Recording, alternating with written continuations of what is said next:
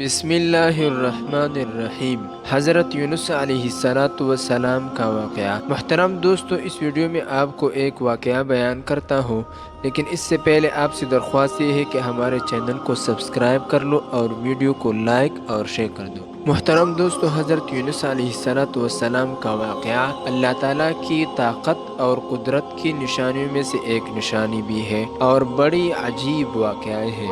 واقعہ یہ ہے کہ حضرت یونس علیہ السلام کو جب اللہ تعالیٰ نے پیغمبری دی تو پیغمبر تو کام اپنے قوم کو دعوت دینا ہے، تو اس نے بھی اپنے قوم کو دعوت دیتا رہتا تھا، لیکن وہ اس کی قوم جو تھی وہ بڑی سرکش تھی اور بڑی نافرمان تھی۔ انہوں نے اس کی بات کی ماننے سے انکار کی اور ایمان لانے کے لیے تیار نہیں تھے۔ آخر میں حضرت یونس علیہ السلام نے ان سے فرمایا کہ اگر تم لوگ ایمان نہیں لاتے ہو تو 3 دن میں تم پر عذاب آ جائے گا۔ عذاب کی نشانی یہ ہے کہ پہلے دن میں تمہارے رنگ زرد پڑ جائیں گے، پھر دوسرے دن تمہارے رنگ سرخ ہو جائیں گے اور تیسرے دن تمہارے رنگ کالے ہو جائیں گے اور تم پر عذاب آ جائے گا۔ تو چنانچہ اس طرح ہوا کہ پہلے دن ان کے رنگ زرد ہو گئے، پھر دوسرے دن ان کے رنگ سرخ ہو گئے اور تیسرے دن ان کے رنگ کالے پڑ گئے۔ جب تیسرا دن ہوا تو حضرت یونس علیہ السلام چلا گیا، کیونکہ ان کا گمان یہ تھا کہ اب تو عذاب آنے والا ہے، اب میں اس بستی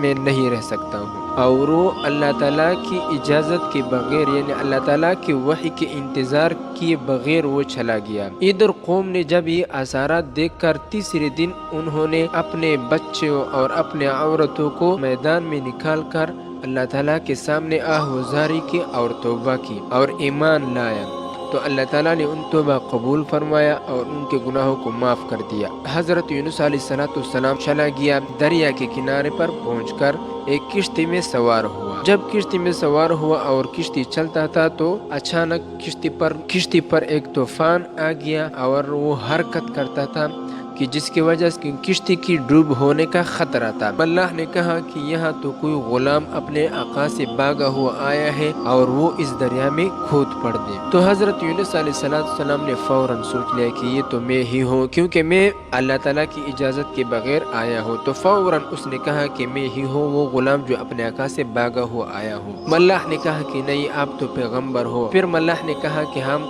قرآن اندازی کریں گے۔ جب قرآن اندازی ہوا تو ایک مرتبہ ہوا حضرت یونس علیہ السلام کے نام نکلا، دوسری مرتبہ ہوا پھر بھی حضرت یونس علیہ السلام کے نام نکلا، تیسری مرتبہ بھی ہوا تو پھر بھی حضرت یونس علیہ السلام کے نام نکلا۔ پھر بھی انہوں نے اسے نہیں کہا کہ آپ کود پڑ دے دریا میں، لیکن حضرت یونس علیہ السلام نے خود دریا میں کود پڑ دیا۔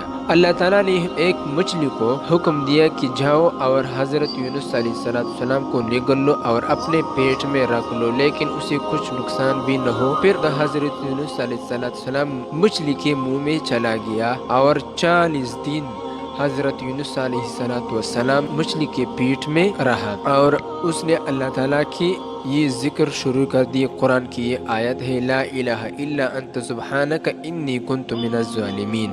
پھر 40ویں دن مچھلی نے حضرت یونس علیہ السلام کو اللہ تعالیٰ کے حکم سے دریا کے کنارے پر پھینک دیا، کدو کے درخت کے نیچے پھینک دیا۔ پھر